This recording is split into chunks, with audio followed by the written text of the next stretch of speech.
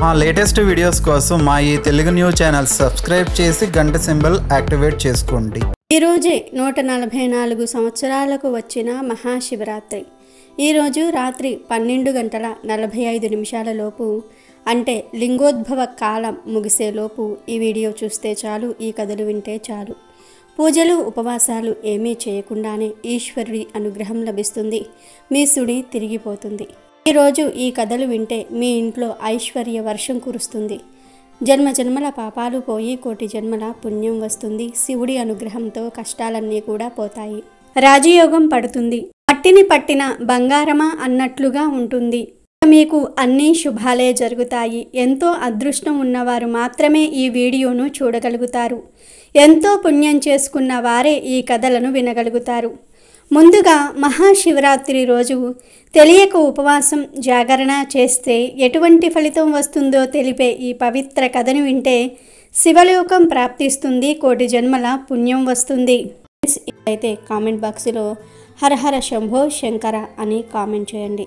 పూర్వం కౌపిల్య నగరంలో యజ్ఞదత్తుడు అనే ఒక మహాపండితుడు ఉండేవాడు. సదాచార పారాయణుడైన ఆ పండితునికి చాలా కాలానికి ఒక కొడుకు పుట్టాడు. లేక పుట్టిన ఆ బాలుడికి తల్లిదండ్రులు గుణనిధి అని పేరు పెట్టి ఎంతో ప్రేమగా పెంచుకోసాగారు. 8 సంవత్సరాల వయసులో ఉపనయనం చేసి విద్యాభ్యాసానికి పంపారు.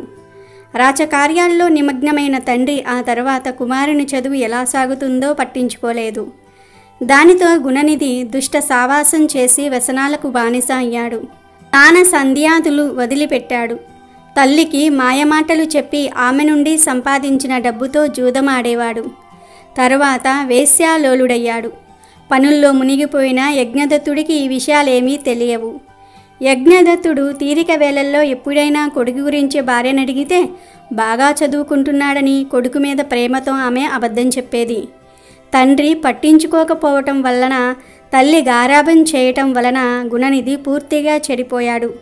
ఇది తెలియని యజ్ఞదత్తుడు కుమారునికి 18 సంవత్సరాలు నిండిన వెంటనే ఒక మంచి కుటుంబం నుండి వచ్చిన కన్యతో వివాహం జరిపించాడు. పెళ్ళైన గుణనిధికి బుద్ధి రాలేదు. కానీ తల్లి ధనం ఇవ్వటం మానేసింది.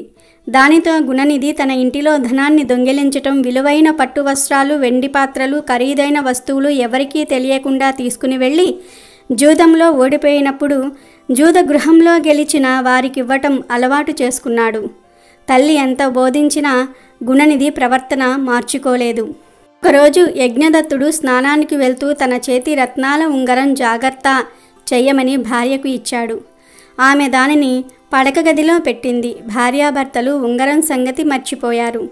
గుణనిధి దానిని దొంగిలించి జూదంలో ఓడిపోయి గెలిచిన వాడికి సమర్పించుకున్నాడు. కొద్ది రోజుల తర్వాత యజ్ఞదత్తుడు వీధిలో వస్తూ ఉండగా ఒక వ్యక్తి చేతికి తన ఉంగరం ఉండటం చూశాడు. అప్పుడు యజ్ఞదత్తుడు వాడిని ఈ ఉంగరం నీకెక్కడిది అని గద్దించి అడిగాడు. ఆ వ్యక్తి గుణనిధి వ్యవహారమంతా చెప్పి తను ఆ ఉంగరాన్ని జూదంలో గెలుచుకున్నట్లుగా చెప్పాడు. మీ అబ్బాయిని అదుపులో పెట్టుకోండి, లేకపోతే మీ ఇంట్లో బిందెలు గిన్నెలు కూడా మిగలవు అని హేళన చేశాడు. మొదటిసారిగా తన కుమారుని చెడు ప్రవర్తన గురించి విన్న యజ్ఞదత్తుడు అవమానంతో ఇంటికి వచ్చి భార్యను ఉంగరం గురించి అడిగాడు. ఆమె కంగారుపడి ఎక్కడో పెట్టాను, తర్వాత వెతికి ఇస్తాను అని సమాధానం ఇచ్చింది. గుణనిధి ఎక్కడా అని అడిగితే చదువుకోవడానికి వెళ్ళాడు అని అబద్ధం ఆడింది. కొడుకు ప్రవర్తన తనకు చెప్పకుండా దాచి వాడిని పాడు చేయటమే కాకుండా ఇప్పటికీ నిజం దాస్తుందని యజ్ఞదత్తుడు భార్యను నిందించాడు. భార్యను ఇంటి నుండి గెంటివేశాడు. తన ప్రవర్తన తెలిసి తండ్రి శిక్షిస్తాడని భయపడిన గుణనిధి ఊరు వదిలి పారిపోయాడు. మరునాడు గుణనిధి ఆకలి బాధతో ఒక చెట్టు క్రింద కూర్చొని ఏమి చెయ్యాలా అని ఆలోచిస్తూ ఉన్నాడు. ఇంత మంచి కుటుంబంలో పుట్టిన నేను వ్యసనాలకు ఎందుకు బానిసనయ్యాను? నా వద్ద ధనం లేదు, విద్య కూడా లేని నేను దేశాంతరానికి వెళ్ళి ఎలా బ్రతకగలను అని తనలో తానే మదనపడ్డాడు. అలా నడిచి గుణనిధి ఇంకొక గ్రామ పొలిమేరలు చేరాడు. దూరంగా ఒక శివాలయ గోపురం కనబడుతోంది. హరహర మహాదేవ శంభో శంకర అంటూ నినాదాలు వినబడుతూ ఉన్నాయి. ఎందుకంటే ఆ రోజే మహాశివరాత్రి. ఆ సమయంలో కొందరు శివభక్తులు రకరకాల మధుర భక్ష్యాలను శివునికి నైవేద్యం కొరకు తీసుకుని శివాలయానికి వెళ్తూ ఉన్నారు. వీరిని చూసిన గుణనిధికి ప్రాణం లేచి వచ్చింది. వీరితో వెళ్తే పూజ తర్వాత ప్రసాదం పెడతారని తెలిచాడు. చీకటి వేళకు వారి వెంట శివాలయం చేరాడు. శివాలయ గర్భగుడి ద్వారం దగ్గర భక్తునిగా శివ నామ స్మరణ చేస్తూ కూర్చున్నాడు. ఆ శివభక్తులు శివాలయంలో శివారాధన చేసి తెచ్చిన వంటకాలు శివుడికి నివేదించి నృత్య గీతాలతో నటరాజుని సేవించి అలసిపోయి అక్కడే శయనించారు. గుణనిధి అంతవరకు ద్వారం వద్దనే ఉండి శివభక్తులు చేసిన శివారాధన అంతా కూడా చూశాడు. అంతా నిద్రించాక నైవేద్యం పెట్టిన ప్రసాదాలు తినడానికి గర్భగుడిలోనికి వచ్చాడు. లోపల దీపం వత్తి కాలిపోయి వెలుగుతూ ఉంది. భక్ష్యాలు సరిగ్గా కనబడలేదు. అందుకని గుణనిధి తన ఉత్తరీయాన్ని చించి వత్తిగా చేసి ప్రమిదలో పెట్టి వెలిగించాడు. గర్భగుడి అంతా వెలుగు వ్యాపించింది. అక్కడ నైవేద్యం పెట్టిన ప్రసాదాలను కొద్దిగా తిని మిగిలినవన్నీ కూడా మూటకట్టుకుని బయలుదేరాడు. వెళ్ళే తొందరలో నిద్రిస్తున్న ఒక శివభక్తుడి కాలు తొక్కాడు. నిద్రలేచిన భక్తుడు దొంగ దొంగ అని అరిచాడు. ఆ అరుపుకు అందరూ లేచి గట్టిగా మొత్తేసరికి ఆ దెబ్బలకు ఓర్వలేక గుణనిధి ప్రాణాలు వదిలాడు. యమదూతలు వచ్చి గుణనిధి ఆత్మను యమపాశంతో బంధించి యమలోకానికి తీసుకుని వెళ్ళసాగారు. ఇంతలో చేతిలో త్రిశూలంతో శివగణాలు వచ్చి యమదూతలను ఆపి గుణనిధి ఆత్మను తమకు అప్పగించమని ఆజ్ఞాపించారు. యమదూతలు ఆశ్చర్యంతో శివ దూతలారా, ఈ గుణనిధి పాపాత్ముడు, ఆచార వ్యవహారాలు పాటించలేదు, తల్లిదండ్రులకు కష్టం కలిగించాడు, జూదరి దొంగ అయిన ఇటువంటి వానితో మీకేమి పని అన్నారు. అప్పుడు శివదూతలు నవ్వుతూ, యమ కింకరులారా, మీరు చెప్పినదంతా నిజమే, కానీ ఈరోజు మాఘ బహుళ చతుర్దశి, ఇది శివునికి ఇష్టమైన మహాశివరాత్రి. తెలియకపోయినా వీడు రోజంతా ఉపవాసంతో గడిపాడు. రాత్రికి శివాలయం చేరాడు. శివనామ స్మరణ చేశాడు.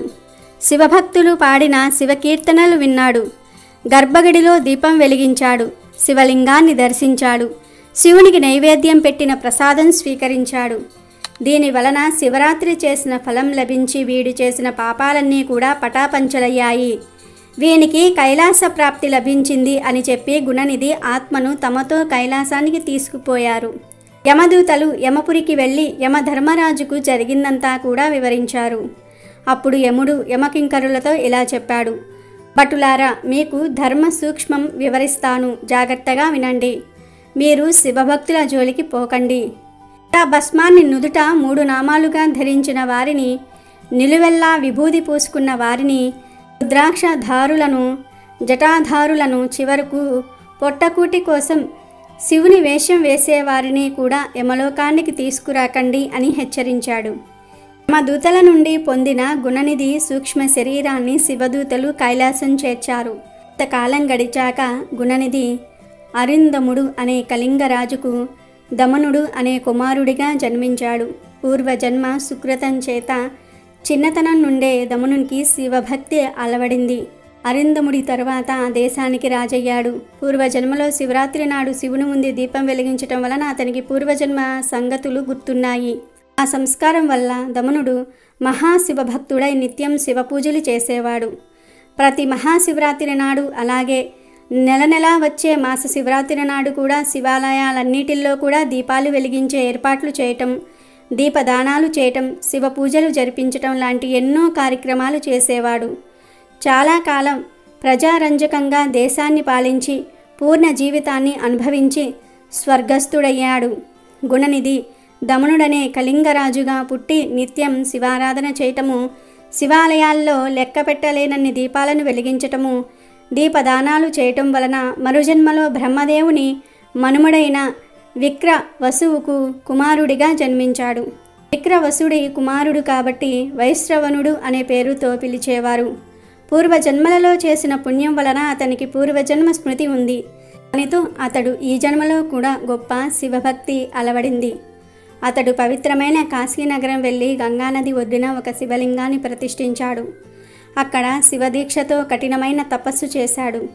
ఆ కారణంగా అతడు చిక్కి శల్యమే అస్థిపంజరంలా తయారయ్యాడు. అతని తపస్సుకు సంతోషించిన శివుడు సతీ సమేతంగా అతని ముందు ప్రత్యక్షమయ్యాడు. శంకరుని స్పర్శతో వైశ్రవునికి పూర్వరూపం వచ్చింది. వైశ్రవణుడు కళ్ళు తెరిచి చూశాడు. ఎదురుగా శివుడు, శివుడికి ఎదురుగా సతీదేవి కనబడ్డారు. నేనెంత తపస్సు చేస్తే మాత్రం ఏమి లాభం? నా స్వామికి ఎల్లప్పుడూ దగ్గరగా ఉండే ఈమె ఇంకెంత గొప్ప తపస్సు చేసిందో అని తలుస్తూ ఆమె వైపు రెప్పవేయకుండా చూడసాగాడు. అలా పార్వతీదేవిని చూసి అసూయ పడటం వలన అతని కన్ను ఒకటి పగిలిపోయింది. వైశ్రవణుడి తీరు నచ్చని సతీదేవి స్వామికి ఏదో చెప్పబోయింది. ఇంతలో శంకరుడు నవ్వి దాక్షాయినితో, ఈ వైశ్రవణుడు నా భక్తుడు, మన పుత్రిని వంటివాడు. కేవలం నీ తపస్సు యొక్క గొప్పతనం తలుచుకొని అసూయ పడుతున్నాడు, అంతే తప్ప వేరే కారణంతో కాదు అని ఆమెకు చెప్పాడు. తరువాత శివుడు వైష్ణవునితో, కుమారా, నీ తపస్సుకు ఆనందించాను. నిన్ను నవ నిధులకు అధిపతిగా నియమిస్తున్నాను. నువ్వు యక్ష కిన్నెర కింపురుషులకు నాయకుడవుతావు. అలకాపురి నీ రాజధాని అవుతుంది. నీతో నేనెప్పుడూ స్నేహభావంతో ఉంటాను. నేను కూడా నీ రాజధానికి దగ్గరలో నివసిస్తాను. ఈ సతీదేవి నీకు తల్లి వంటిది. ఆమె ఆశీస్సులు కూడా తీసుకో అని చెప్పాడు. అప్పుడు వైశ్రవణుడు పార్వతీదేవికి సాష్టాంగ ప్రణామం చేశాడు. పార్వతీదేవి సంతోషించి, నాయన, నీ శివభక్తి నిర్మలమైన దినదినాభివృద్ధి పొందుగాక. అసూయతో నన్ను చూసిన నీ మిగిలిన కన్ను ఎరుపు రంగుతో అందరినీ ఆకర్షిస్తుంది. నా యందు అసూయ పొందిన కారణంగా నీవు కుబేర నామంతో పిలువబడతావు అని ఆశీర్వదించింది.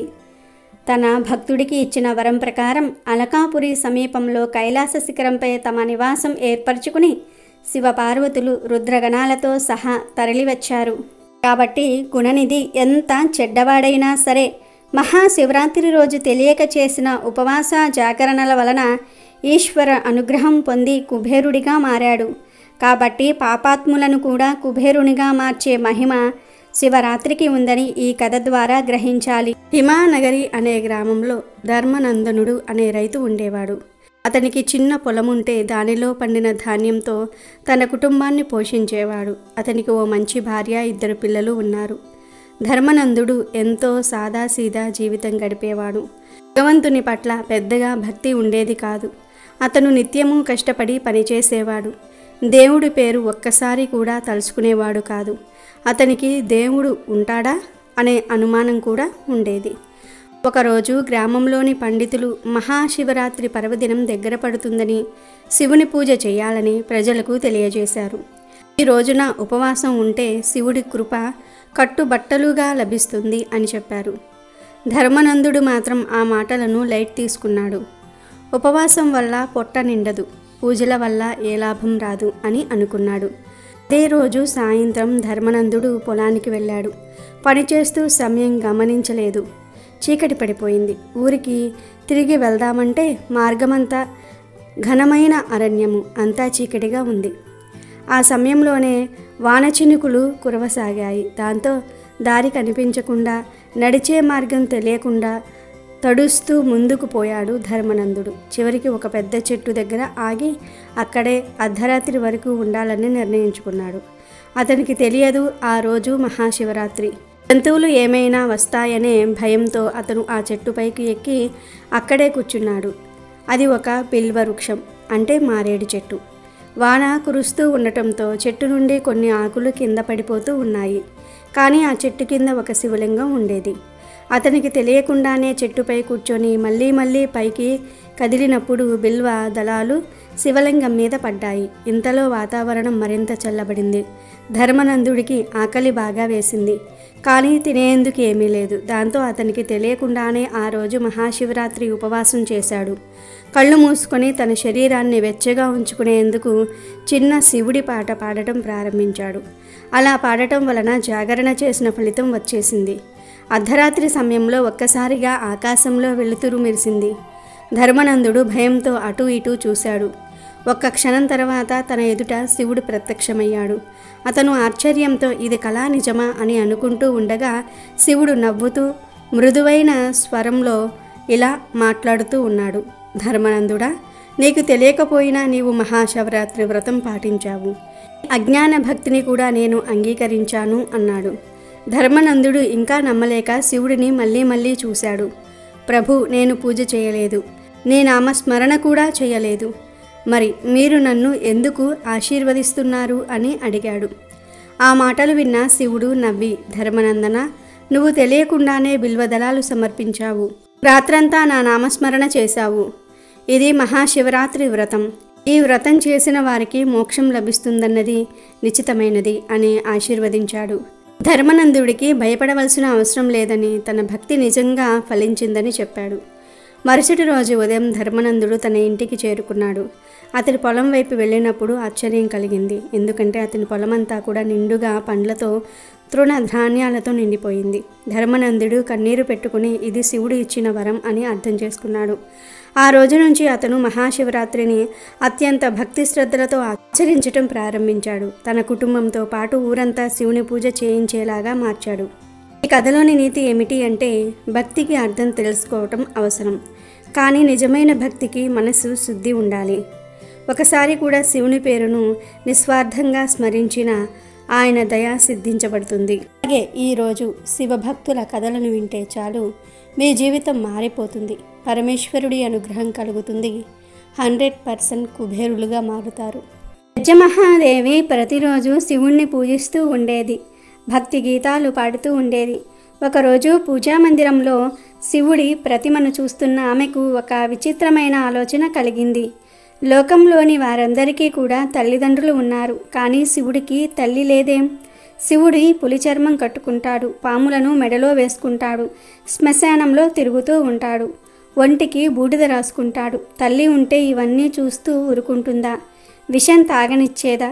ఇలా భిక్షాటన చెయ్యనిచ్చేదా? ఎవ్వరికైనా తల్లి లేకపోవటం కన్నా మించిన కష్టం ఏముంటుంది? తల్లి ఉంటే బిడ్డల దగ్గర ఉండి ఆలనా పాలనా చూసుకుంటుంది, పెళ్ళి పేరంటాలు చేస్తుంది. తల్లి ఉంటేనే కదా అందరికీ ఆ భాగ్యం దక్కేది. పాపం శివుడికి తల్లి లేకపోవటం వల్లనే ఒంటరిగా తిరుగుతూ ఉంటాడు. ఎవరో ఎందుకు, నేనే తల్లిని అవుతాను, శివుడిని పెంచిన తల్లి అనిపించుకుంటాను అని అనుకున్నది బెజ్జమహాదేవి. అనుకున్నదే తడువుగా శిశువు అంత పరిమాణం గల శివుడి ప్రతిమను తయారు చేసింది. దానినే శిశువుగా భావించి లాలించి ముద్దాడింది. కాళ్ల మీద పడుకోబెట్టుకుని తలంటు స్నానం చేయించింది. నలుగుతో శరీరమంతా కూడా రుద్దింది. దోసిళ్లతో నీళ్లు తీసుకొని పొట్ట మీద చరుస్తూ పోసింది. కళ్ళల్లోకి నీరు పోకుండా నుదురు మీద అరచెయ్యి అడ్డం పెట్టి స్నానం చేయించింది. స్నానమైన తర్వాత చెంబుతో నీళ్లు తీసుకుని శివుడి చుట్టూతా తిప్పి దిష్టి తీసింది. మెత్తటి గుడ్డతో ఒళ్ళు తుడిచింది. తుడిచిన తర్వాత ధూపం వేసి ఉయ్యాలలో పడుకొండబెట్టింది. ఊపుతూ జోలపాట పాడింది. 3 కళ్ళకు కాటుక పెట్టింది. ఆ ప్రతిమను శిశువుగా భావిస్తూ దొంగాటలు ఆడింది. ఒక వేలును ఆసరాగా ఇచ్చి నడకలు నేర్పిస్తుంది. ఇలా రోజు అనేకములైన బాల్యోపచారములు చేస్తూ వాత్సల్య భక్తితో పరమేశ్వరుని సేవించుకుంటూ ఉంది. ఆయన మీద ఉన్న భక్తిని ఆ విధంగా తీర్చుకోసాగింది. ఆమె తల్లి ప్రేమను చూసి ముగ్ధుడైన హరుడు ఆమె కోరినట్లే 5 ఏళ్ల బాలుడిలా ప్రవర్తించేవాడు. ఆమె కొంగు పట్టుకొని తిరుగుతూ ఆమె ఉపచారములన్నీ కూడా ఆనందంగా స్వీకరించేవాడు. ఒకరోజు ఆమె భక్తిని పరీక్షించాలని అనుకున్నాడు. ఏదో రోగం వచ్చిన వాడిలా వెన్న తినిపించబోతే తినేవాడు కాదు, పాలు పట్టబోతే నోరు తెరిచేవాడు కాదు, పెదవులు బిగించి మాట్లాడకుండా ఉన్నాడు. అప్పుడు బెజ్జమహాదేవి, అయ్యా, ఏమైందయ్యా నీకు? ఇలా అయిపోతున్నావేంటి? ఎవరు ఏది పెడితే అది తింటావు? ఒక భక్తుడు మాంసం నివేదన చేస్తాడు, ఇంకొక భక్తుడు నెత్తి మీదకెక్కి తొక్కుతాడు. నువ్వింత అమాయకుడివి కాబట్టే అందరూ నిన్ని ఇలా చేస్తూ ఉన్నారు అంటూ నిష్ఠూరాలు ఆడింది. ఇంత దిష్టి తగిలిందమ్మా నా బిడ్డకు అని దిష్టి తీసివేసింది. ఎన్ని చేసినా శివుడికి వచ్చిన రోగం తగ్గలేదు. అయ్యో, నీ శరీరం నల్లగా ఉంది, ఈ రోగం నాకొచ్చినా బాగుండేది కదా, మాట్లాడవేమయ్యా, దైవమా నా బిడ్డను రక్షించు అంటూ పరిపరి విధాలా వాపోయింది. ఎన్ని ఉపచారాలు చేసినా శివుడిలో మార్పు లేదు. జరగరానిది ఏమైనా జరిగితే నేనెలా బ్రతకనయ్యా? ఒంటరిగా బ్రతికే ధైర్యం నాకు లేదు. ఆ పాడు రోజు నా పాలిట పడకముందే ఈ గుక్కెడు ప్రాణం గుడుక్కు మనిపించుకుంటాను అంటూ తల శివలింగానికేసి కొట్టుకోసాగింది. నుదురు చిట్లింది. రక్తం ధారగా కారసాగింది. ఇంతలో ఒక అద్భుతం జరిగింది. కళ్ళు మిరుమిట్లు గొల్లిపేటట్లు మెరుపులు మెరిశాయి. పెలపెలమంటూ శబ్దాలు వచ్చాయి. శివలింగం స్థానంలో పులి చర్మం ధరించి మెడలో నాగాభరణంతో జటాజూటంలో నెలవంకతో శివుడు ప్రత్యక్షమైనాడు. బెజ్జమహాదేవి తల శివుడు తొడను ఆనుకుని ఉంది. ఆమె నుదుట రక్తం అదృశ్యమయ్యింది. ఆమె తల మీద చెయ్యి వేసి అమ్మా లే అన్నాడు ఆప్యాయంగా. బెజ్జమహాదేవి తలెత్తి చూసింది. ఎదురుగా ప్రసన్న వదనంతో పరమేశ్వరుడు, ఆ వెనుకనే పార్వతి, నంది, భృంగి వంటి ప్రథమ గణాలు అందరూ కనిపించారు. అప్పుడు శివుడు, నీ ప్రయత్నాన్ని మానుకో, నీ భక్తిని మెచ్చాను, ఏం వరం కావాలో కోరుకో అన్నాడు శివుడు. దానికి బెజ్జమహాదేవి, నాకు వరమెందుకయ్యా, ఇప్పుడు రోగంతో బాధపడుతున్నది నువ్వు. ఏ అనారోగ్యం లేకుండా సంపూర్ణ ఆరోగ్యవంతుడవై ఉంటే అంతకన్నా నాకు కావాల్సింది ఏముంది నాయనా అన్నది అమాయకత్వంగా. ఆమె వాత్సల్య భక్తికి శివుడు ఎంతో ఆనందించాడు. నీలాంటి తల్లి ఉంటే నాకు రోగం ఎలా వస్తుందమ్మా? నువ్వు నాకు తల్లివి గనుక ముల్లోకాలకు ముత్తవ్వ అనే పేరుతో ప్రఖ్యాతి పొందుతావు. అంత్యములో కైలాసానికి చేరుకొందువుగాక అని ఆశీర్వదించి అందరితో పాటు అంతర్ధానమైపోయాడు పరమేశ్వరుడు. అలాగే ఈరోజు శివుడు పార్వతీదేవికి చెప్పిన ఈ పవిత్ర కథను వింటే చాలు అష్టైశ్వర్యాలు సిద్ధిస్తాయి. జన్మల పాపాలు పోయి కోటి జన్మల పుణ్యం వస్తుంది. మీ దశ మారిపోతుంది, రాజయోగం పడుతుంది. ఒకసారి పార్వతీ పరమేశ్వరులు భూలోకానికి వచ్చారు. భూలోకంలోని ప్రకృతి అందాలను చూస్తూ అలా తిరుగుతూ అవంతి రాజ్యంలోని అడవుల్లోనికి చేరుకున్నారు. ఆ అడవులు చాలా అందంగా ఉన్నాయి. శివుడు అక్కడే ప్రశాంత వాతావరణానికి ధ్యానం చేసుకోవాలని అనుకుంటాడు. అక్కడ ఒక మంచి ప్రదేశాన్ని చూసుకొని శివుడు ధ్యానం చేసుకోవటం మొదలుపెట్టాడు. ఇటు పార్వతీదేవి ప్రకృతి అందాలను చూడడానికి అలా అడవిలోనికి వెళ్ళింది. కొంత దూరం వెళ్ళేసరికి పార్వతీదేవి కంటికి ఒక సంఘటన కనిపించింది. ఆమెకు ఒక పెద్ద పేడ పురుగు కనిపించింది. పార్వతీదేవి ఆ పేడ పురుగును చూస్తూ ఉండగానే ఆ పురుగు ఒక మనిషి రూపంలోనికి మారింది. అది చూసిన పార్వతీదేవి ఆశ్చర్యపోయి వెంటనే శివుడి దగ్గరకు వెళ్ళింది. శివుడు పార్వతీదేవిని చూసి ఇలా అంటాడు, ఏమైంది దేవి, ఎందుకు నువ్వు ఇలా కంగారు పడుతూ ఉన్నావు? దానికి పార్వతీదేవి అడవి లోపల తను చూసిందంతా కూడా శివుడికి చెప్పింది. పార్వతీదేవి మాటలు విన్న శివుడు, దేవి అతను ఎవరూ కాదు, ఒక గొప్ప మహారాజు. అతని పేరు ధర్మధ్వజుడు. అతను ఈ రాజ్యానికి రాజు అని శివుడు చెప్తాడు. అప్పుడు పార్వతీదేవి, మహాత్మా, అతను గొప్ప మహారాజు కదా, మరి అతను ఏ కర్మలు చేయటం వల్ల తనకు పురుగు జన్మ లభించింది? ఎందుకు ఇతను ఇంతటి కష్టాన్ని అనుభవించాల్సి వచ్చింది అని అంటుంది. స్వామి, నేను ఈ రాజు గురించి చాలా గొప్పగా విన్నాను.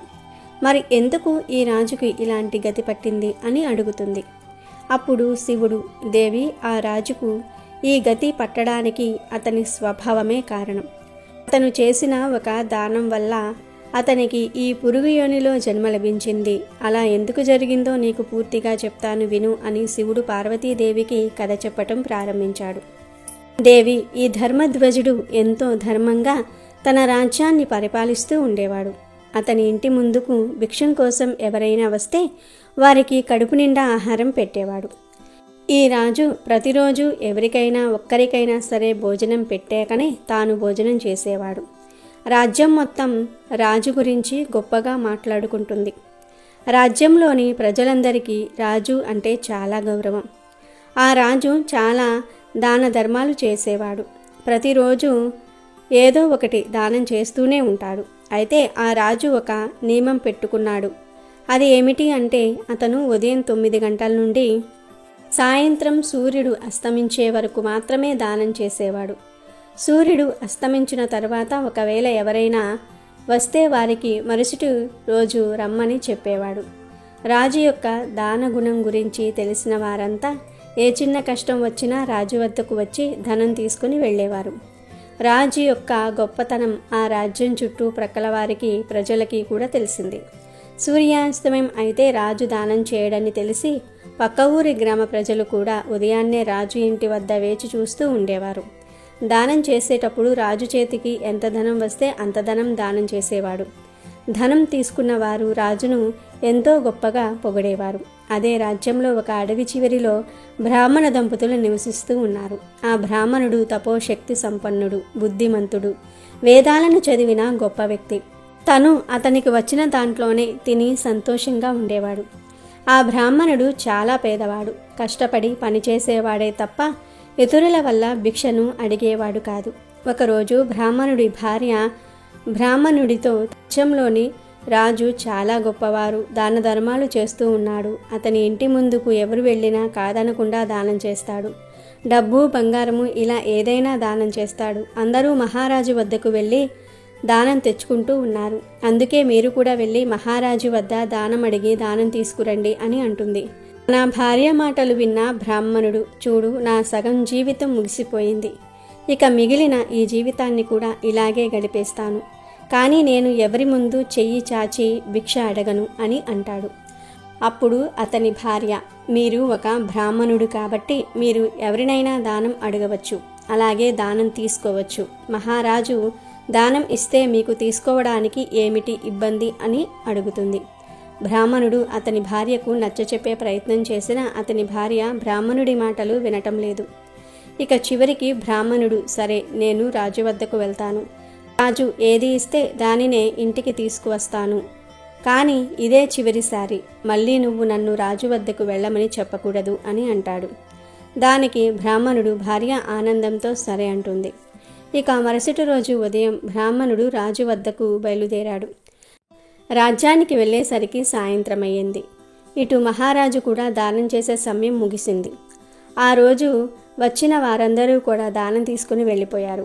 బ్రాహ్మణుడు రాజ్యంలో ఒక్కొక్కరిని రాజు ఇంటి గురించి అడుగుతూ వచ్చాడు. సూర్యాస్తమయం అయింది. రాజు వద్దకు బ్రాహ్మణుడు వచ్చి, అయ్యా, మీరు గొప్ప ధర్మవంతుడు అని, దానవంతుడు అని అందరూ చెప్తూ ఉంటే విన్నాను. మీ గొప్పతనం అన్ని రాజ్యాలకు విస్తరించింది. మహారాజా, నేను ఒక పేద బ్రాహ్మణుడిని. చాలా దూరం నుండి నడుచుకుంటూ వచ్చాను. ఉదయం అనగా బయలుదేరితే ఈ సమయం అయ్యింది మిమ్మల్ని చేరుకోవడానికి. నాపై దయ ఉంచి నాకు ఏమైనా దానం చేయండి అని అడుగుతాడు. అప్పుడు మహారాజు, ఓ బ్రాహ్మణోత్తమ, నన్ను క్షమించు. నేను ఇప్పుడు నీకు ఏమీ దానం చేయలేను. నేను దానం చేయడానికి ఒక నియమం పెట్టుకున్నాను. సూర్యాస్తమయం అయిన తర్వాత నేను దానం చేయను. మీరు ఈరోజు నా వద్దకు సూర్యాస్తమయం తర్వాత వచ్చారు, అందువల్ల నేను నీకు ఏమీ దానం చేయలేను అని చెప్తాడు. మహారాజు ఇలా అంటాడు, మీరు తిరిగి మీ ఇంటికి వెళ్ళండి. మళ్ళీ రేపు ఉదయం రండి. నేను మీకు ఈ రోజుది మరియు రేపటిది కలిపి దానం చేస్తాను అని చెప్తాడు. కానీ బ్రాహ్మణుడు రాజు మాటలు వినకుండా, మీరు ఈరోజు నాకు దానం చేయాల్సిందే. మీరు నాకు ఏది ఇచ్చినా సంతోషంగా తీసుకుంటాను. నేను తిరిగి వెళ్ళిపోతే మళ్ళీ రాను అని చెప్తాడు. దానికి మహారాజు, లేదు లేదు, నేను ఎట్టి పరిస్థితుల్లోనూ కూడా ఇప్పుడు మీకు ఏమీ దానం చేయను అని అంటాడు. అలా చెప్పి రాజు ఇంటిలోకి బయలుదేరుతాడు. బ్రాహ్మణుడు మహారాజు వెనుకే వెళ్తూ, మీరు నాకు ఈరోజు దానం చేయాల్సిందే, లేకపోతే నేను ఇంటికి వెళ్ళను అని రాజును వెంబడిస్తాడు. రాజుకు కోపం వచ్చింది. రాజు చుట్టూ చూసి అక్కడ ఉన్న గుర్రం పేడను తీసి బ్రాహ్మణుడి కమండలంలో వేశాడు. ఆ బ్రాహ్మణుడు దానికి ఎంతగానో సంతోషించి ఆ భిక్షను తీసుకుని ఇంటికి వెళ్ళాడు.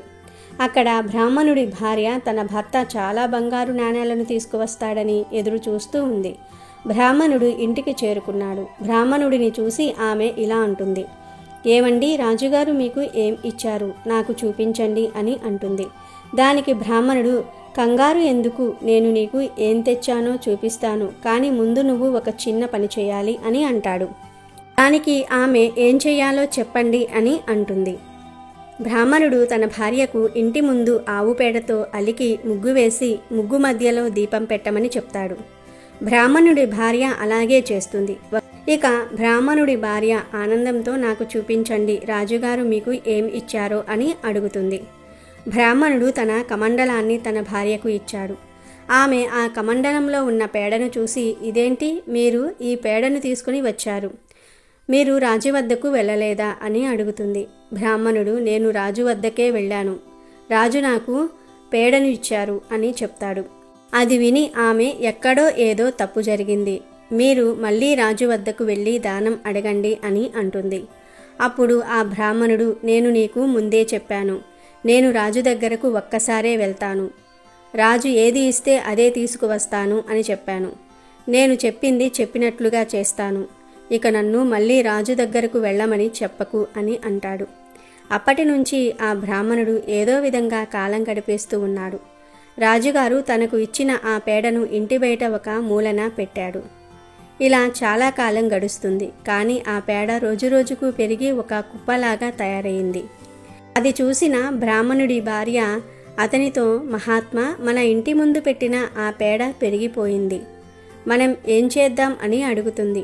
మీకు అన్నీ తెలుసు కదా, తర్వాత ఏం జరుగుతుందో చెప్పండి అంటూ అడుగుతుంది. ఆ బ్రాహ్మణుడు, ఇది మహారాజు గారు మనకు చేసిన దానం.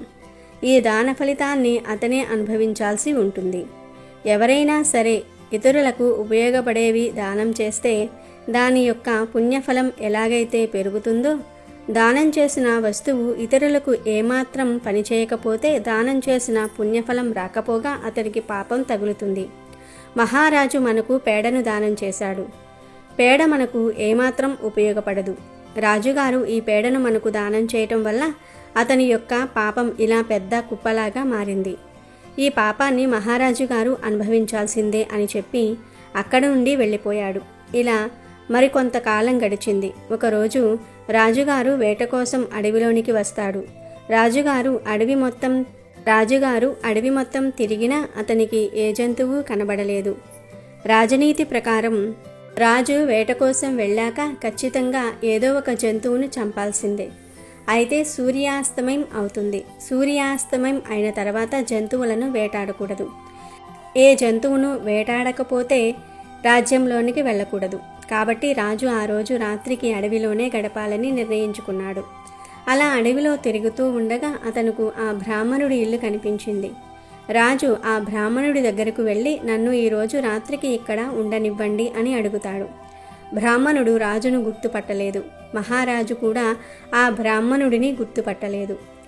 ఇక ఆ రోజు రాత్రికి రాజుగారు ఆ బ్రాహ్మణుడి ఇంటిలో బస చేశారు. మరుసటి రోజు ఉదయం రాజుగారు వేట కోసం అడవిలోనికి వెళ్ళడానికి సిద్ధమయ్యారు. రాజుగారు బ్రాహ్మణుడి ఇంటి బయట ఉన్న పేడకుప్పను చూసి బ్రాహ్మణుడితో ఇలా అన్నాడు. ఓ బ్రాహ్మణోత్తమ, మీ ఇంటి వద్ద ఎటువంటి గుర్రాలు లేవు కదా, మరి ఇంత పెద్ద గుర్రం పేడ కుప్ప ఎక్కడిది అని అడుగగా బ్రాహ్మణుడు, ఓ రాజా, మేము ఎటువంటి గుర్రాలను పెంచటం లేదు. దీని గురించి మీరు అడిగారు కాబట్టి చెప్తున్నాను. రాజా, మా రాజ్యపు మహారాజు ధర్మధ్వజుడు. ఆ రాజు చాలా గొప్ప ధర్మవంతుడు, దానగుణం కలిగినవాడు. నేను ఒకరోజు తన ఇంటి వద్దకు వెళ్ళి దానం చేయమని అడిగాను. కానీ రాజుగారు నాకు ఈ పేడను దానం చేశాడు అని చెప్తాడు. ఆ రాజుకు తనే ఆ పేడను దానం చేసిన విషయం గుర్తుకు వచ్చి చాలా భయపడిపోతాడు.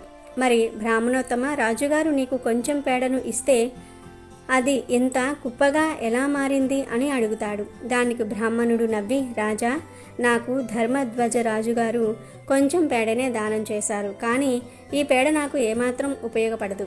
రాజుగారు నాకు దానం చేసింది నాకు ఉపయోగపడి ఉంటే దాని యొక్క పుణ్యఫలం ఆయనకు చేరేది. కానీ రాజుగారు చేసిన ఈ దానం నాకు ఏమాత్రము ఉపయోగపడదు. ఇది రాజుగారి పాపపు ఫలితం. దీనిని రాజుగారు తప్పక అనుభవించాలి అని చెప్తాడు. దాంతో ఆ రాజు బ్రాహ్మణుడితో, నేనే ఆ ధర్మధ్వజుడిని, నేనే మీకు ఆ పేడను దానం చేశాను. బ్రాహ్మణోత్తమ, దయచేసి నాకు ఈ ఒక్క విషయం చెప్పండి. నేను దీని ఫలితాన్ని ఏ విధంగా అనుభవించాలి అని అడుగుతాడు. అప్పుడు ఆ బ్రాహ్మణుడు, మహారాజా, మీరు ఈ పేడ కుప్పను తినవలసి ఉంటుంది. నువ్వు దీనిని తిననంత వరకు ఇది ఇంకా ఇంకా పెరిగిపోతూ ఉంటుంది. మహాత్మా, తప్పు జరిగిపోయింది. నాకు ఇంకేదైనా మార్గం ఉంటే చెప్పండి. నేను ఎలా ఈ పాపం నుండి బయటపడాలి? ఎంత పెద్ద కుప్పను నేను ఎలా తింటాను? దయచేసి దీనికి మీరే ఎలాగైనా సరే పరిష్కారం చెప్పండి అని అడుగుతాడు. మహారాజు చెప్పింది విని బ్రాహ్మణుడు ఒక సలహా ఇస్తాడు. మీరు చేసిన దాన ధర్మాల వల్ల మీ పుణ్య ఫలితం పెరిగింది. మీరు ఏదైనా తప్పు చేసి మీ రాజ్యంలోని ప్రజల చేత మాటపడాలి. మీ రాజ్యంలోని ప్రజలు మిమ్మల్ని దూషించాలి. అలా మిమ్మల్ని ఎంతమంది దూషిస్తే మీకు ఉన్న పుణ్యఫలం తగ్గి పాపం పెరుగుతుంది. మీ పాపం పెరిగిన కొద్దీ ఈ కుప్ప తగ్గుతుంది అని చెప్తాడు. దానికి రాజు ఇలా అంటాడు, నన్ను అందరూ రాజుగా చాలా గౌరవిస్తారు. నేను ఏం చేస్తే అందరూ నా గురించి తప్పుగా మాట్లాడుకుంటారు? ఒకవేళ నేను ఏదైనా తప్పు చేసినా ఆ నింద నా రాజ్యంపై కూడా పడుతుంది. రాజు తప్పు చేస్తే ప్రజలు కూడా అదే నిందను మొయ్యాల్సి ఉంటుంది. నేను చేసే తప్పు వల్ల నా రాజ్యంలోని ప్రజలు బాధపడతారు. నేను రాజును. నేను ఏ చిన్న తప్పు చేసినా అది ఇతర రాజ్యాల వారికి కూడా తెలుస్తుంది. దాంతో నా రాజ్యానికి అపకీర్తి వస్తుంది. ఇంకేదైనా మార్గం ఉంటే చెప్పండి అని అడుగుతాడు. బ్రాహ్మణుడు బాగా ఆలోచించి, ఇంకా నాకు ఏ మార్గం కనబడటం లేదు. మీరు ఈ పేడ కుప్పను తినాలి, లేదా మీరు ఏదైనా తప్పు చేయాలి అని అంటాడు. అయితే బ్రాహ్మణుడు రాజుగారికి ఒక మంచి సలహా ఇచ్చాడు. రాజా, మీరు చేసిన తప్పుకు మీరు నిందపడతారని బాధపడకండి. కొంతకాలం వరకే ఆ నింద మీపై ఉంటుంది. తర్వాత మీ గొప్పతనం ఎప్పటిలాగే పెరుగుతుంది అని చెప్తాడు. రాజు కూడా సరే అని ఒప్పుకుంటాడు. రాజు బ్రాహ్మణుడితో, నేను ఏ తప్పు చేస్తే ప్రజలు నన్ను కూడా బాగా తిట్టుకుంటారో చెప్పండి అని అడుగుతాడు. బ్రాహ్మణుడు రాజుతో, ఓ రాజా, మీరు మీ గురువుగారి కూతురిని మీ ఇంటికి అందరూ చూస్తూ ఉండగానే తీసుకుని వెళ్ళండి. ఎవరు ఏం మాట్లాడినా వినకుండా ఆమెను మీ ఇంటికి తీసుకుని వెళ్ళండి. అయితే రాజా, మీరు ఆమెను కూతురుగా భావించాలి. ఆమెను చెడు దృష్టితో అస్సలు చూడకూడదు. ఆమెను మీ భార్య వద్దకు తీసుకుని వెళ్ళి తనను కూతురిలాగా చూడమని చెప్పాలి. ఇలా కొంతకాలం ఆమెను మీరు మీ ఇంటిలోనే ఉంచుకోవాలి. మీరు ఇలా చేయడానికి గల కారణాన్ని మీ భార్యతో గాని ఇంకెవ్వరితో గాని చెప్పకూడదు అని బ్రాహ్మణుడు చెప్తాడు. రాజు ఆ బ్రాహ్మణుడి వద్ద సెలవు తీసుకుని అడవిలో జంతువును వేటాడి రాజ్యానికి వెళ్తాడు.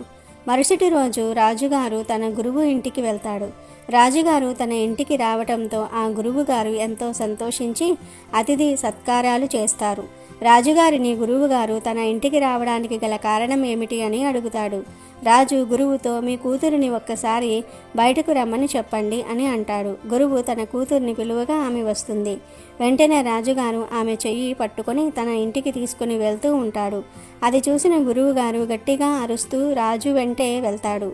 రాజుగారు తన గురువు కూతురుని అపహరిస్తున్నాడు అని అనుకుంటారు ప్రజలందరూ కూడా. అది చూసి రాజుగారు తప్పు చేస్తున్నారు అని అంటారు. ఈ మాటలు ఏమీ వినకుండా రాజు ఆమెను తన ఇంటికి తీసుకుని వెళ్ళి అతని భార్య ఎదుట నించోబెట్టి, ఈమెను ఇక్కడ కొంతకాలం వరకు మన ఇంటిలో ఉంచుతాను. తనను కూతురిలాగా భావించి ఆమెను నువ్వు బాగా చూసుకో అని అంటాడు. రాజుగారు గురువుగారి కూతురిని అపహరించారని, రాజుగారిలో ఏదో మార్పు వచ్చిందని రాజ్యంలోని ప్రజలందరూ కూడా ఆయనను దూషిస్తూ ఉంటారు. రాజ్యంలోని ప్రజలు రాజుని గౌరవంగా చూడటం కూడా మానేస్తారు. ఇది వరకులాగా అంత గౌరవంగా ఆత్మీయంగా ఎవరూ రాజుగారితో మాట్లాడడం లేదు. అది చూసిన మంత్రిగారికి రాజుగారి భార్యకు చాలా బాధ కలిగింది. వారు ఎంత అడిగినా రాజుగారి అసలు విషయం మాత్రం ఎవరికీ చెప్పలేదు. ఇలా కొంతకాలం గడిచింది. అక్కడ పేడకుప్ప కూడా చాలా వరకు తగ్గింది. గతంలో రాజుగారు బ్రాహ్మణుడికి ఎంత పేడను దానం చేశారో అంత పేడ మాత్రమే మిగిలింది. రాజు మళ్ళీ ఆ బ్రాహ్మణుడి ఇంటికి వెళ్ళాడు. అక్కడ పేడను చూసి చాలా సంతోషించాడు. రాజు బ్రాహ్మణుడితో, నేను చేసిన ఒక తప్పు వల్ల ఈ పేడ తగ్గిపోయింది. కానీ మహాత్మా, ఇంకా ఈ కొంచెం పేడ ఎందుకని అలాగే ఉంది?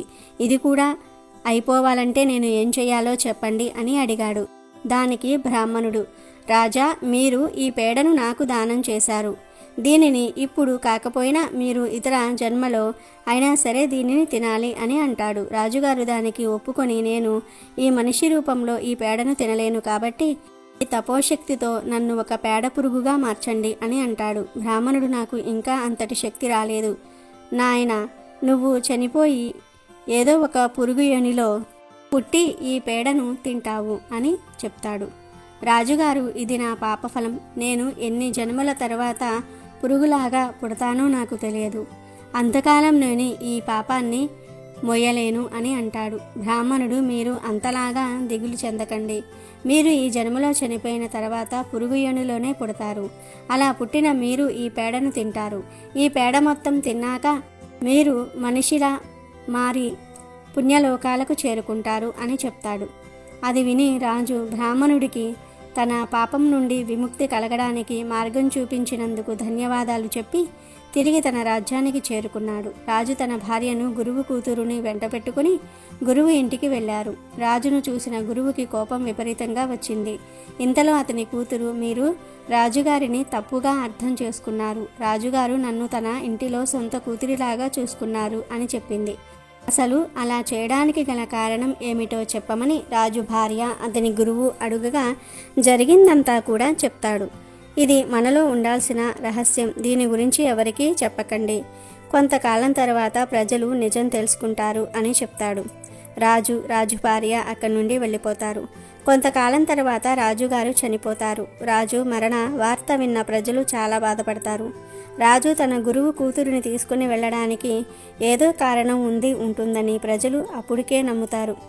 చనిపోయిన రాజు పురుగు యోనిలో జన్మించిన వెంటనే తన పాపాన్ని తొలగించుకోవాలని ఆ పేడ ఉన్న చోటుకు వెళ్ళాడు. రాజు చేసిన పుణ్య కార్యాల వల్ల రాజు పురుగుగా పుట్టిన తన గత జన్మ రహస్యం ఆయనకు తెలుసు. పురుగుగా పుట్టిన రాజు కొన్ని రోజులలోనే ఆ పేడను తిన్నాడు. ఆ పేడ తినటం పూర్తి అయిపోయాక తను మళ్ళీ మనిషిలాగా మారాడు. అదే నువ్వు చూశావు. మనిషిలాగా మారిన రాజు పుణ్యలోకాలకు చేరుకున్నాడు అని పరమేశ్వరుడు పార్వతీదేవికి చెప్పాడు. కాబట్టి దేవి కోపంతో అయిష్టంగా చేసే దానం వల్ల పుణ్యం కన్నా పాపమే ఎక్కువ కలుగుతుంది. రాజు కోపంతో బ్రాహ్మణుడికే పేడను దానం చేశాడు. అందుకే పేడ పురుగులాగా జన్మించాల్సి వచ్చింది. ఎవరైతే దుష్టబుద్ధితో దానం చేస్తారో, ఎవరైతే కోపంతో దానం చేస్తారో అలాంటి దానాల వల్ల ఎలాంటి ప్రయోజనం ఉండదు. ఎటువంటి స్వార్థం లేకుండా చేసే దానాలకు మంచి ఫలితాలు కలుగుతాయి. ఎట్టి పరిస్థితుల్లోనూ కూడా ఇతరులకు ఉపయోగపడని వస్తువులు దానం చేయవద్దు అని కథ యొక్క సారాంశం. చిరిగిన బట్టలు, ఉపయోగపడని చెప్పులు, ఇతర వస్తువులు, పాడైపోయిన అన్నం వంటివి దానం చేస్తే పాపం తగులుతుంది.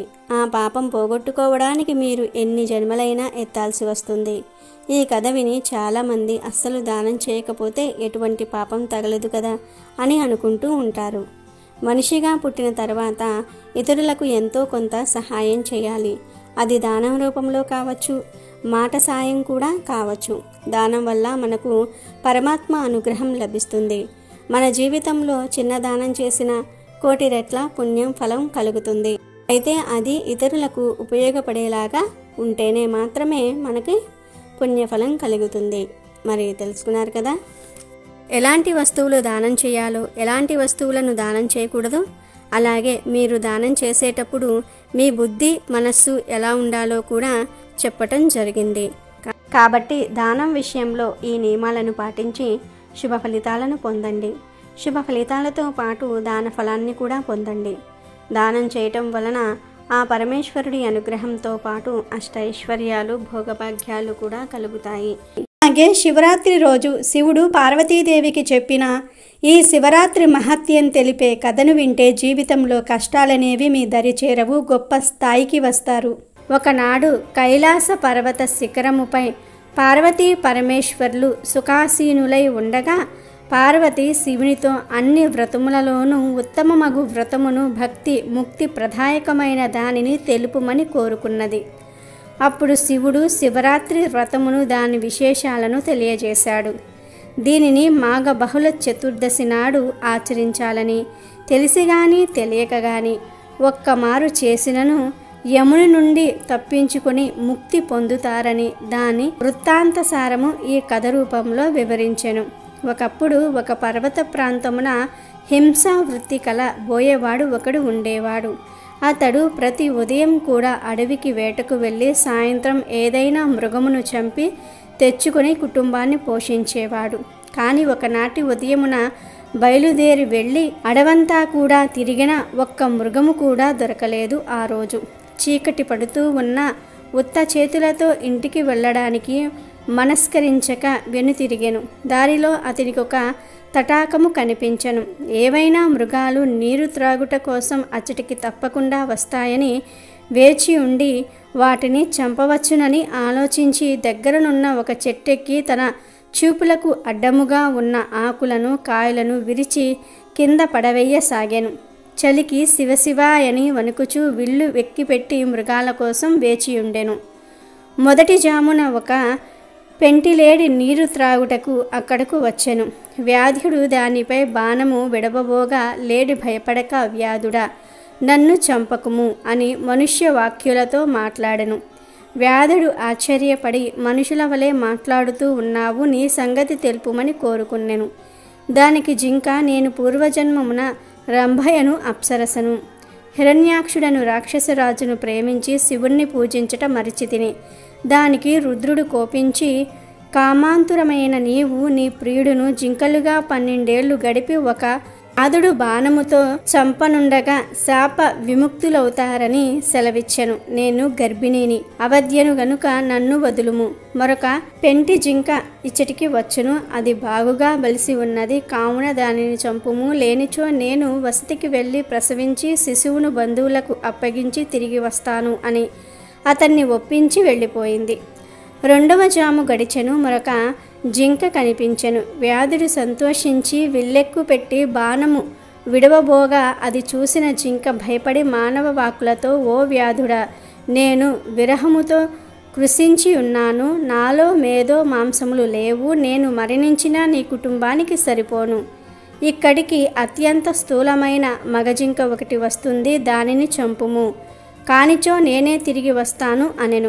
ఆ వేటగాడు దానిని కూడా విడిచిపెట్టెను. 3వ జాము వచ్చెను. వ్యాధుడు ఆకలితో జింక కోసం చూస్తూ ఉన్నాడు. అంతలో ఒక మగజింక అక్కడికి వచ్చెను. వింటితో బాణము విడవబోగా ఆ మృగము వేటగాడిని చూసి, మొదటి 2 పెంటి జింకలు తన ప్రియురాల్ని తానే చంపెనా అని ప్రశ్నించెను.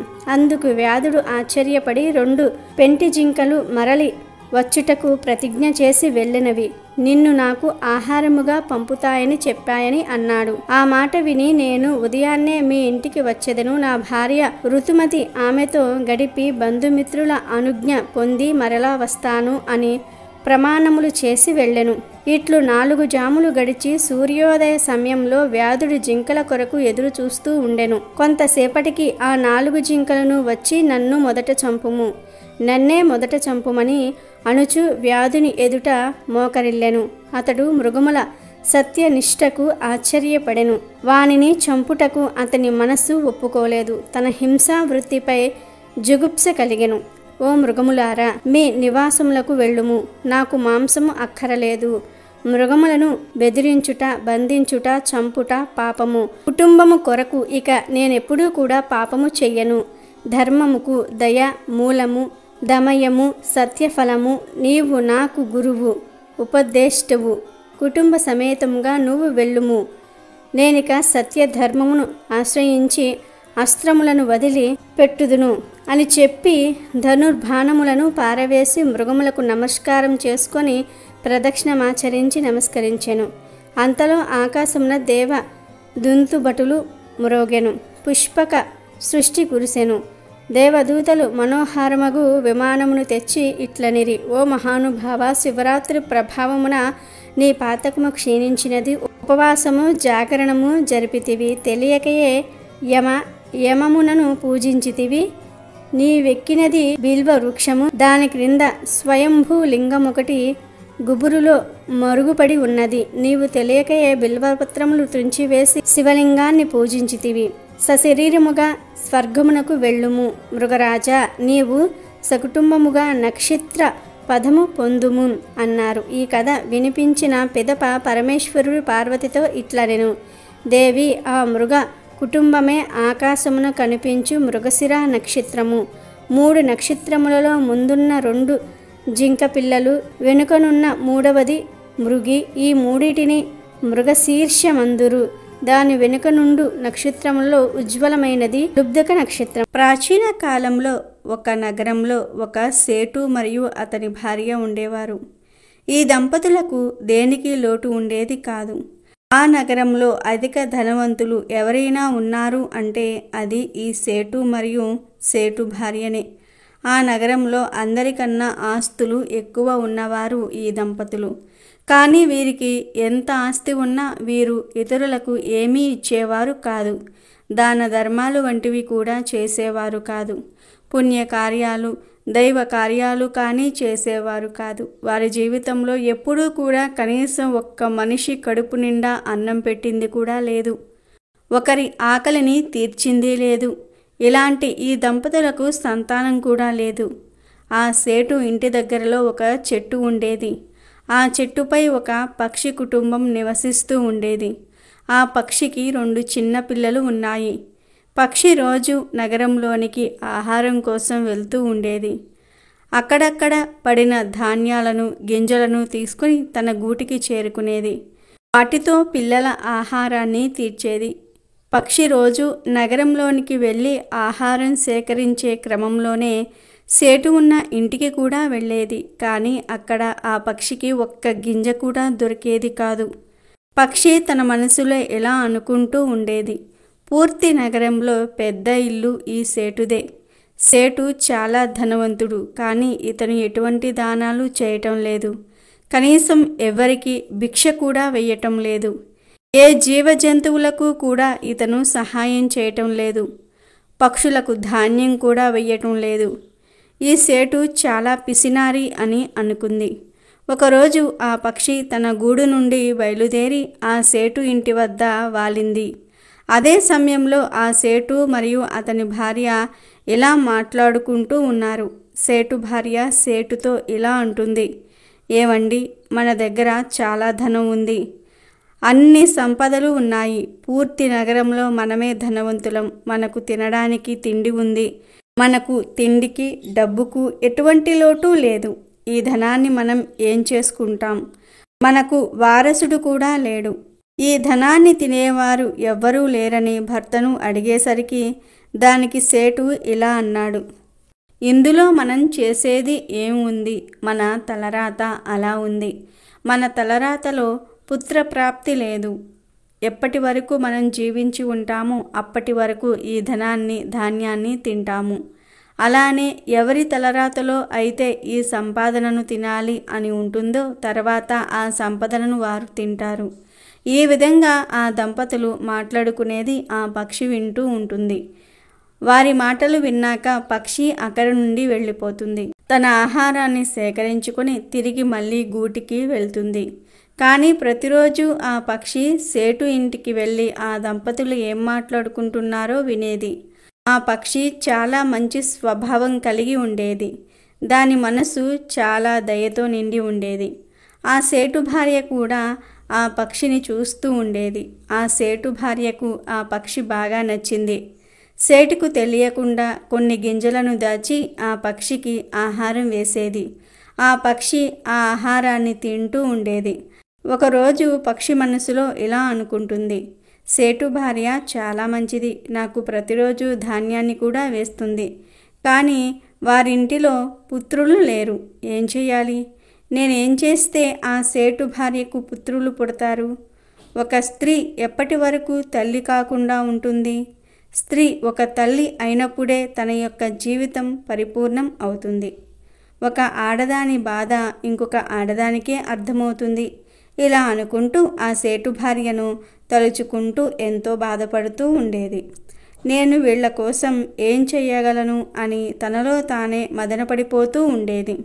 ఇలా బాధపడుతూ వారి గురించి ఆలోచిస్తూ ఉండగా ఆ పక్షికి ఒక ఆలోచన వచ్చింది. నేను ఎందుకు మహాదేవుని దగ్గరకు వెళ్ళకూడదు అని అనుకున్నది. నేను ఆ మహాదేవుని దగ్గరకు వెళ్ళి సేటు మరియు సేటు భార్య గురించి మొరపెట్టుకుంటాను. ఇలా ఆలోచిస్తూ తన గూడుకు వెళ్ళి తన భర్తతో ఇలా అంటుంది, నేను ఒక ముఖ్యమైన పని మీద బయటకు వెళ్తున్నాను. నేను వచ్చే వరకు పిల్లలను జాగ్రత్తగా చూసుకోండి. వారికి సమయానికి ఆహారాన్ని నీటిని అందించండి అని చెప్పి ఆ ఆడపక్షి ఆకాశ మార్గంలో ఎగురుకుంటూ వెళ్ళింది. పక్షి చాలా వేగంగా ఎగురుకుంటూ వెళ్ళిపోతూ ఉంది. తిండి నిద్రాహారాలు మానేసి ప్రయాణం చేస్తూనే ఉంది. అలా కొద్ది రోజులకు కైలాస పర్వతానికి చేరుకొని స్పృహ తప్పి పార్వతీదేవి కాళ్ల వద్ద పడిపోయింది. పార్వతీదేవి పాదాల వద్ద పడిన పక్షిని పార్వతీదేవి చేతిలోనికి తీసుకుంది. స్పృహ కోల్పోయిన ఆ పక్షికి మళ్ళీ స్పృహ వచ్చేలాగా చేసింది పార్వతీదేవి.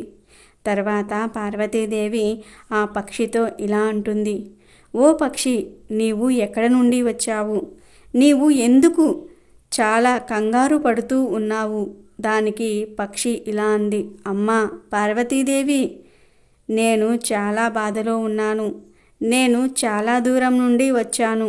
కానీ ఈ దుఃఖమైతే నా కోసం కాదు, వేరే వారి కోసం నేను దుఃఖంలో ఉన్నాను అని పక్షి అంటుంది.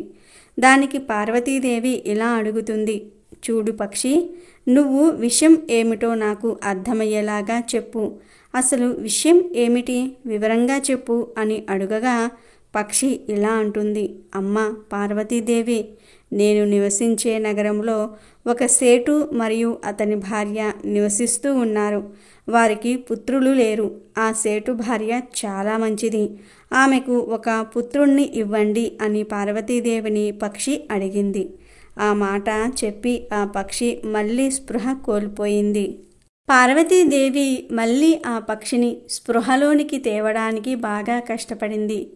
చివరికి ఎలాగోలా పక్షిని స్పృహలోనికి తెచ్చి దానికి కొంచెం ఆహారాన్ని మరియు నీటిని అందించింది. పక్షితో పార్వతీదేవి ఇలా అంటుంది. నీవు చింతించకు, కొంచెం సమయంలోనే మహాదేవుడు ధ్యానం నుండి లేస్తారు. తర్వాత నీవు ఆ మహాదేవునితో మాట్లాడు అని చెప్పింది. ఇక కొంత సమయానికి మహాదేవుడు ధ్యానంలో నుండి లేచాడు. ఇక పార్వతీదేవి ఆ పక్షిని చేతిలోనికి తీసుకొని ఆ మహాదేవుని దగ్గరకు వెళ్ళి ఇలా అంటుంది. ఫలానా నగరంలో ఒక సేటు మరియు అతని భార్య నివసిస్తూ ఉన్నారు. వారి తలరాతలో పుత్ర సంతానం ఉన్నదా లేదా అని పార్వతీదేవి అడిగింది. ఇక ఆ మహాశివుడు ధ్యానంలోనికి వెళ్ళి అంతా తెలుసుకొని పార్వతీదేవితో ఇలా అంటాడు. చూడు దేవి, వారి తలరాతలో పుత్రులు లేరు అంటాడు. అప్పుడు పార్వతీదేవి ఇలా అంటుంది. స్వామి, వారి తలరాతలో పుత్రులు లేకపోయినా సరే మీరు వారికి ఒక పుత్రుణ్ణి ఇవ్వండి అని అంటుంది. దానికి మహాదేవుడు ఇలా అంటాడు. చూడు పార్వతీదేవి, నేను నీకు వివరంగా చెప్పాను. అతని తలరాతలో పుత్రులు లేరు. అలాంటిది అతడికి పుత్రుణ్ణి ఎలా ఇస్తాను అని అన్నాడు ఆ మహేశ్వరుడు. దానికి పార్వతీదేవి ఇలా అంటుంది. చూడండి స్వామి, ఈ పక్షి చాలా దూరం నుండి వచ్చింది. ఈ పక్షి చాలా ఆశతో మన దగ్గరకు వచ్చింది. మనం సహాయం చేస్తాం అనే నమ్మకంతో వచ్చింది. తనను ఖాళీ చేతులతో నేను పంపలేను అని అంటుంది. పార్వతీదేవి చెప్పిన మాటలు విని మహాదేవుడు ఇలా అన్నాడు. చూడు పార్వతి, నీ ప్రతి మాట నెరవేర్చే బాధ్యత నాపై ఉంది. నువ్వు అడిగావు కాబట్టి ఆ దంపతులకు నేను ఒక పుత్రుణ్ణి ఇస్తాను. కానీ నువ్వు ఆ పక్షికి చెప్పు, సేటు మరియు సేటు భార్య ఏ దానధర్మాలు ఎప్పుడూ చేయలేదు, పుణ్యకార్యాలు చేయలేదు. కానీ పుత్రులు కలిగాక మాత్రం దానధర్మాలు చేయాలి, పురాణ కథలు చదవాలి, దైవారాధన చేయాలి, ఇంటికి భిక్ష కోసం వచ్చిన వారికి భిక్షం వెయ్యాలి, భగవంతుడి నామస్మరణ చెయ్యాలి అని చెప్పు అని చెప్పాడు. దానికి ఆ పక్షి ఇలా అంటుంది. చూడు దేవా, నేను నా తరపు నుండి పూర్తిగా ప్రయత్నం చేస్తాను అని చెప్పింది. శివుడు చెప్పిన అన్ని మాటలను విని అన్నిటినీ అంగీకరిస్తుంది. ఇక పరమేశ్వరుడు తదాస్తు అని చెప్పి పక్షికి వరాన్ని ఇచ్చాడు. తర్వాత పక్షి ఆది దంపతులకు నమస్కరించి అక్కడి నుండి వెళ్ళి తన గూటికి చేరుకుంటుంది. అది జరిగిన కొంతకాలానికి సేటు భార్య గర్భం ధరించి ఒక పుత్రుణ్ణి కంటుంది. వారు ఎంతో సంతోషంగా ఉంటారు. ఆ పుత్రుణ్ణి చూసి ఆ పక్షి కూడా చాలా సంతోషిస్తుంది. తాను పడిన కష్టానికి తగిన ప్రతిఫలం దక్కిందని ఆ పక్షి చాలా ఆనందిస్తుంది. ఆ పక్షి ఇలా అనుకుంటుంది. ఈ నగరంలోనే పెద్ద ధనవంతుడు ఆ సేటు. తన పుత్రుడికి మంచి మంచి ఆహార పదార్థాలు తినిపిస్తాడు. ఏదో ఒకటి జారి కిందకు పడుతుంది, అది మాకు ఆహారంగా దొరుకుతుంది అని ఆలోచిస్తూ ఆ పక్షి చాలా సంతోషంగా ఉంటుంది. ఇలా ఉండగా 4 శివరాత్రులు గడిచిపోతాయి. 5వ శివరాత్రి వచ్చేసరికి ఆ పక్షి ఎంతో బాధగా ఉంటుంది. సేటు కొడుక్కి 5వ సంవత్సరం రాబోతోంది. కానీ ఈ సేటు మరియు సేటు భార్య ఎలాంటి పుణ్యకార్యం కానీ దాన ధర్మాలు కానీ చేయటం లేదు. వీరు దాన ధర్మాలు చేయకపోతే పుత్రుడు అల్పాయుష్కుడు అయిపోతాడు. అదే ఆలోచిస్తూ ఆ పక్షి చాలా దుఃఖంగా ఉంటుంది. నేను సేటు మరియు సేటు భార్యకు ఎలా చెప్పాలి? వారికి నా భాష అర్థం కావటం లేదు. నేను ఏం చెయ్యాలని ఆలోచిస్తుంది. మళ్ళీ పార్వతీ పరమేశ్వర్ల దగ్గరకు వెళ్ళాలని అనుకుంటుంది. ఈసారి పక్షి పిల్లలు పెద్దవి అవుతాయి. వాటితో తల్లి పక్షి ఇలా అంటుంది, నేను కొద్ది రోజులు బయటకు వెళ్తాను, మీరు జాగ్రత్తగా ఉండండి అని చెప్పి ఆకాశంలో ఎగురుకుంటూ కైలాసం చేరుకుంటుంది.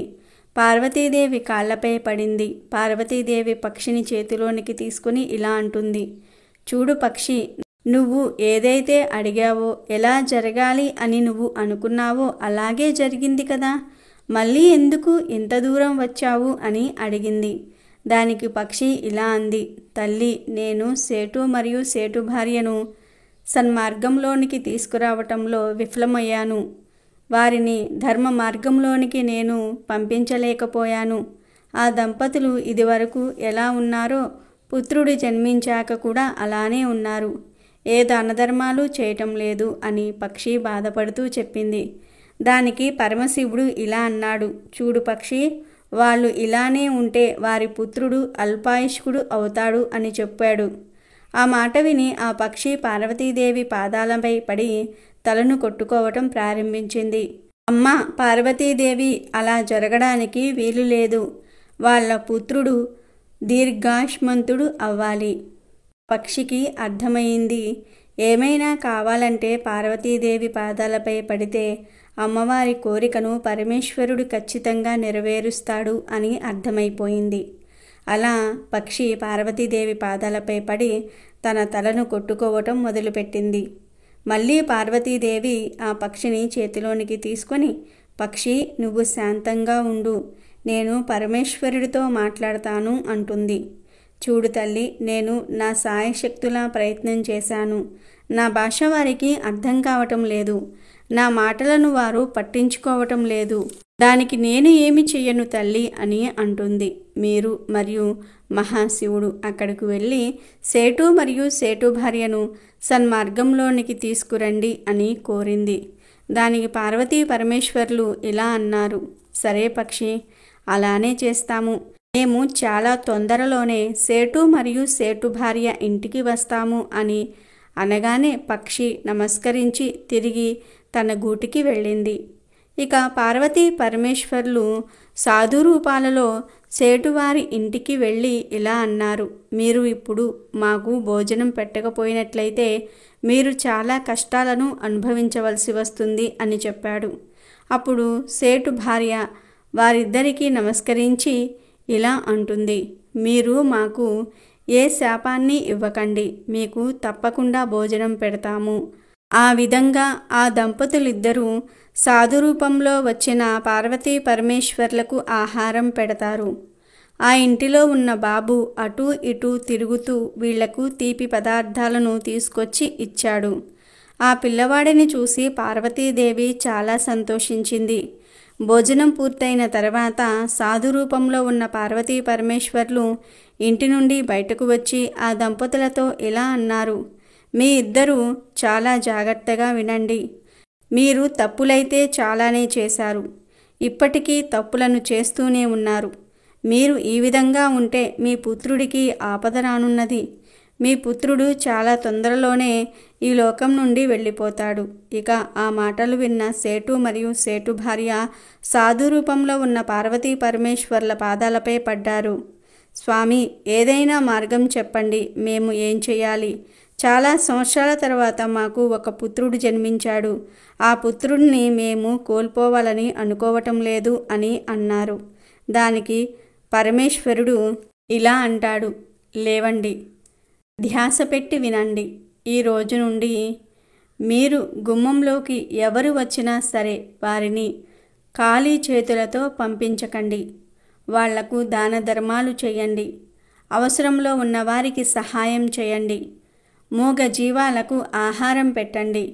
ధర్మ కార్యాలను చేయండి. మహాశివరాత్రి వ్రతాన్ని చేయండి. ఈశ్వరుణ్ణి ప్రార్థించండి అని అన్నారు. మహాశివుడు చెప్పిందంతా కూడా విని భార్యాభర్తలు ఇద్దరూ కూడా నమస్కరించుకొని సాధురూపంలో ఉన్న పార్వతీ పరమేశ్వరుల కాళ్లపై పడతారు. స్వామి, మీరు చెప్పిన విధంగానే చేస్తాం అని అన్నారు.